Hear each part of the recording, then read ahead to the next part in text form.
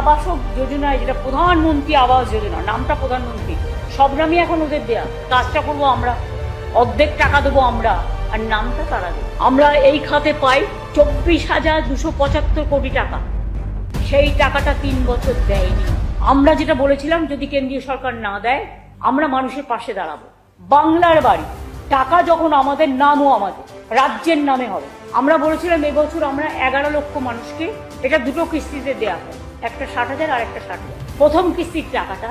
আর 11 লক্ষর জায়গায় এটা আমি 1 লক্ষ বাড়িয়ে দিয়েছি, আমি এটা 11 লক্ষটাকে 12 লক্ষ করে দিয়েছি। এবং আমাদের সরকার নিজেদের টাকায় এই বাড়িগুলোর টাকা দিতে শুরু করবে 15ই ডিসেম্বর থেকে 30শে ডিসেম্বরের মধ্যে টাকাটা পেয়ে যাবেন, প্রথম কিস্তিটা। আমি জুমলা সরকার করি না যে বলবো এক করবো না, এটা মামাটি মানুষের সরকার।